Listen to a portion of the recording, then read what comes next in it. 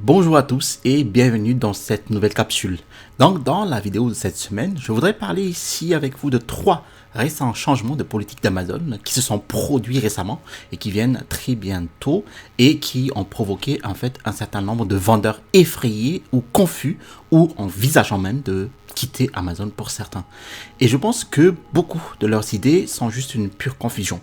Donc dans cette vidéo, je vais faire de mon mieux pour décortiquer les 3 changements majeurs de politique générale d'Amazon, car je connais la majorité des gens qui regardent ce contenu-là.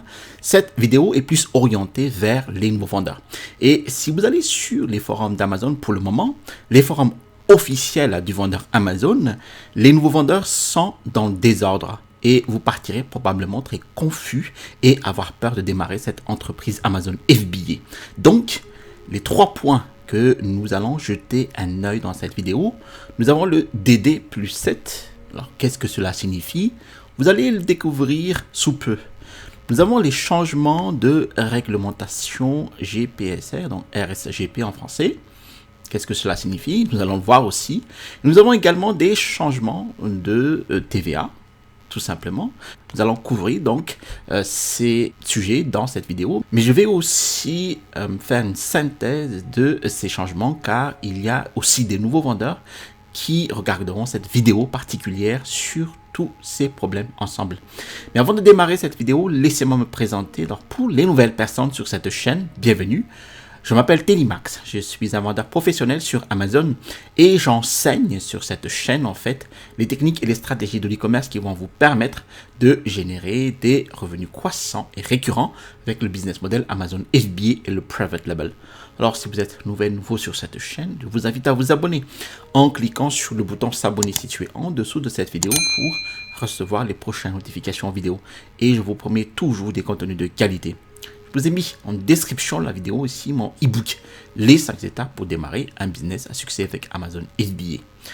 Alors commençons. Alors DD+7, comme vous pouvez le voir ici, donc je viens d'insérer dans la barre de recherche du forum de discussion d'Amazon en fait le terme DD7 et nous avons ici en résultat donc 45 résultats avec des titres tels que les paiements libérés ne le sont pas.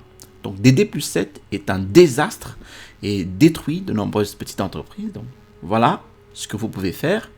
Donc, paiement en fonction de la date de livraison, la nouvelle arnaque. Alors, qu'est-ce qui se passe en fait? Pourquoi voyons-nous ces réactions? Devriez-vous vous inquiéter en tant que nouveau vendeur? Donc, DD+7 en fait est un nouveau changement de politique d'Amazon, donc qu'il a mis en place récemment. Et en fait, je dis que c'est un nouveau changement de politique. Ce n'est pas vraiment un nouveau changement de politique. Cette politique est déjà mise en place pour les nouveaux vendeurs par Amazon depuis 2016. Mais ce que fait Amazon, c'est d'amener en fait tous les vendeurs sur un même terrain de jeu. Donc, cela n'a qu'un impact sur environ 15% des vendeurs. Donc, quiconque avant 2016.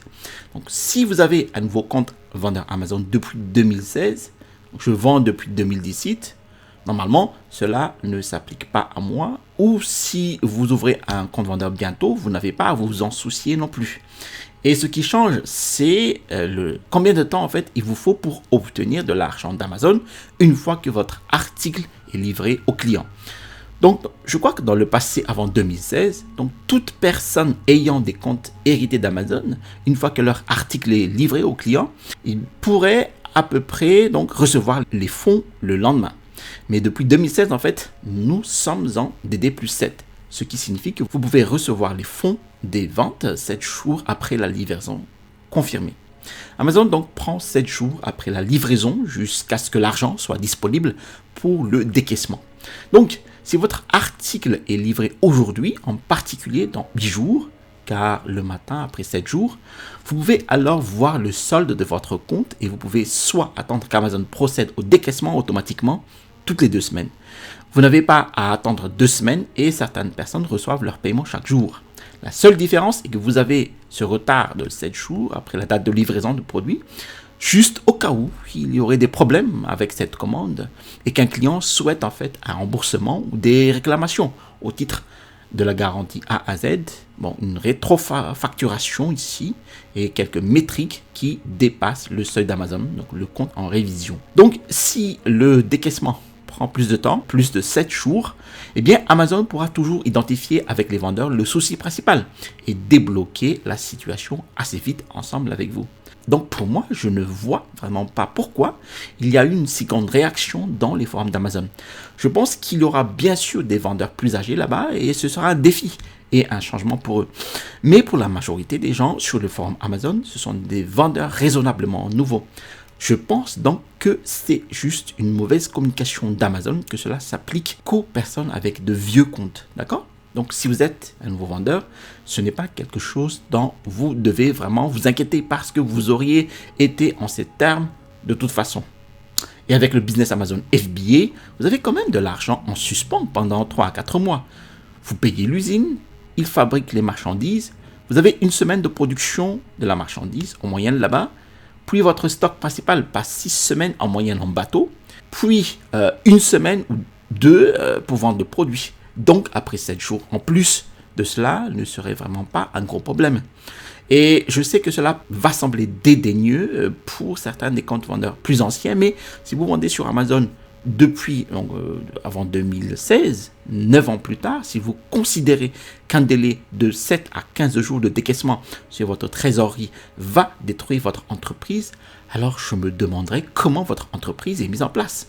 Je n'essaie même pas de défendre ici Amazon. Effectivement, leur politique est choquante à plus d'un titre. Mais une grande partie de la réaction que vous voyez sur les forums en ce moment, je pense, est exagérée et c'est assez déroutant pour les nouveaux vendeurs.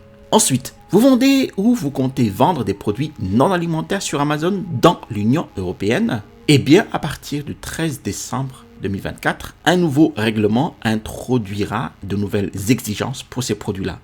Le règlement relatif à la sécurité générale des produits, le RSGP.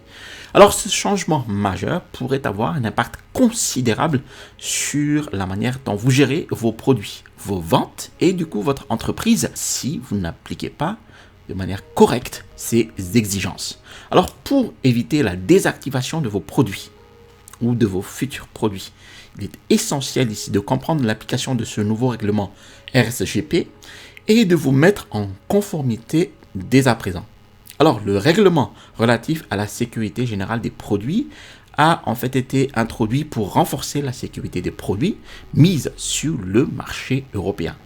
Et en tant que vendeur Amazon, en fait, vous êtes maintenant responsable de tous vos produits non alimentaires proposés sur la plateforme et qui répondent au mieux aux nouvelles exigences de sécurité. Alors, vous devez veiller à ce que vos produits respectent les normes et toutes les informations nécessaires doivent être correctement renseignées sur vos pages produits Amazon. Alors, le RSGP impose des règles strictes en matière de traçabilité, d'étiquetage et de documentation, visant ainsi à protéger les consommateurs européens ici contre les risques potentiels liés aux produits. Alors, concrètement, cela se traduit par une série d'exigences que vous devez respecter, comme celle-ci par exemple. Nommer une personne responsable, étiqueter les produits en indiquant les coordonnées de la personne responsable, etc. etc. Alors, nous sommes ici sur l'article officiel complet d'Amazon sur le RSGP. Dans les conditions requises pour vendre sur Amazon, eh bien, à compter du 13 décembre 2024, Amazon va supprimer les 10 produits mis en vente s'il constate une non-conformité. Donc, vous devez vérifier la conformité de vos produits avec la législation en vigueur. Vos produits doivent répondre à toutes les exigences existantes et les documents correspondants. Donc, la documentation technique, les rapports de test, une déclaration de conformité doivent être bien rédigés. Vous devez étiqueter physiquement ces produits avec au moins un identifiant du produit. Alors, vous pouvez utiliser le code barre Amazon appelé donc FNSKU, Fulfillment Network Stock Keeping Unit, pour votre produit. Et c'est le code barre que je recommande pour tout vendeur Amazon qui souhaite du coup faire du private label ou la création de marques propres. Vous devez ensuite désigner une personne responsable dans l'Union européenne pour vos produits. Alors, cette personne responsable est le représentant moral entre le fabricant, l'importateur et les autorités. Cette personne va garantir que les produits mis en vente respectent toutes les exigences de sécurité du RSGP. Cette personne pourrait être sollicitée par les autorités pour fournir de plus amples informations, retirer les produits d'Amazon ou répondre à des enquêtes sur la sécurité des produits. Vous devez fournir des informations sur le fabricant et la personne responsable à Amazon. Donc, les coordonnées à fournir sont précises et doivent inclure en fait les informations qui permettent d'identifier clairement, sans ambiguïté, le fabricant ou l'importateur et ou l'importateur. Et il faudra fournir le nom complet de votre entreprise, l'adresse physique complète dans l'Union européenne de l'importateur, les coordonnées de contact incluant un numéro de téléphone valide et une adresse mail, ainsi que le numéro de lot, donc le type et la série de chaque produit. Vous devez alors étiqueter ces produits avec les coordonnées du fabricant et de la personne responsable. En fait, les informations relatives au fabricant et à l'importateur doivent apparaître de manière claire et lisible sur plusieurs supports. Donc sur le produit lui-même, l'étiquetage du produit doit inclure le nom du fabricant et ou l'importateur et de son identifiant unique, donc le lot, le type, la série. Sur l'emballage aussi, donc ces informations doivent être apposées sur l'emballage extérieur, sur les pages produits Amazon aussi et sur la boutique de la marque. Donc vous devez également afficher une image du produit. Donc en fait, vous devez inclure dans la section dédiée, donc non seulement des photos classiques du produit, mais aussi des images donc spécifiques qui doivent montrer clairement l'étiquetage et les informations de sécurité. Alors ces images de produits doivent inclure les étiquettes comportant des informations telles que le nom du fabricant, l'importateur, le numéro de lot, de série ou de type et les pictogrammes de sécurité. Vous devez afficher les informations d'avertissement et de sécurité. Donc, vous devez inclure les avertissements de sécurité sur vos pages produits. Et pour ce faire, lors de la création ou de la modification d'une page produit, vous accédez à la section sécurité et conformité. Et cette section est située sous information sur le produit. Ensuite, au début de l'année, les vendeurs Amazon ont eu connaissance en fait d'un nouveau système de gestion de stock Amazon appelé programme COS, donc, ou Call of Stock pour stock sous contrat de dépôt. D'accord ? Ensuite, Amazon a annoncé l'arrêt de ce programme COS le 1er août 2024. En fait, ce programme permettait aux vendeurs dans le système pan-européen d'Amazon de simplifier ses démarches administratives. En effet, le programme COS d'Amazon permettait aux vendeurs de stocker et de vendre dans différents pays européens sans avoir à s'immatriculer à la TVA dans ces pays-là. Donc, le programme facilitait l'accès aux principaux marchés européens comme l'Allemagne, la France, l'Italie, l'Espagne, etc. avec un seul numéro de TVA.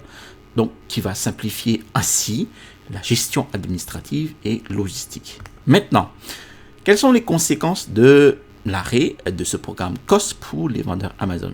Eh bien, les vendeurs Amazon doivent revenir à la gestion classique, tout simplement de nouvelles obligations déclaratives et fiscales. Donc, si vous passez par le programme pan-européen, lorsque vous vendez partout en Europe, eh bien, vous devriez vous immatriculer à la TVA dans l'ensemble des pays où vous allez stocker physiquement vos produits. Donc, le coût d'une immatriculation de la TVA, une fourchette comprise entre 500 000 euros par pays.